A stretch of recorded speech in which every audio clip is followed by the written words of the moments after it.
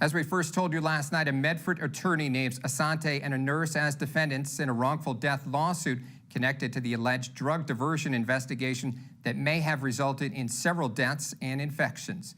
The estate of 65-year-old Horace Wilson, who died while hospitalized at Asante's RRMC, is suing the hospital, alleging a nurse replaced his prescribed fentanyl with tap water.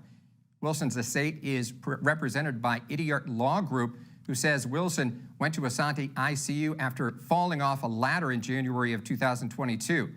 The law group says the replaced tap water, which is not sterile, introduced bacteria into his central line.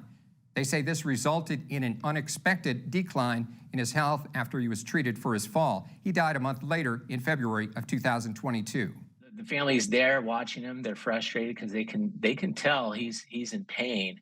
That's the second claim. Not only did he die because of this, but he also suffered unduly because he wasn't being administered the fentanyl that he should have. The law group names the hospital system and nurse Danny Marie Schofield as defendants. According to the Oregon State Board of Nursing, her license was restricted in November of 2023, about a month before Medford police announced their investigation. The law group says RRMC should have known about the possibility of drug diversion by one of their employees because they say that in another case, a different nurse was diverting controlled substances from 2016 to 2017. They also point to Asante Healthcare's associated infection rate spikes from OHA that coincide with the time prescribed drugs were allegedly being diverted.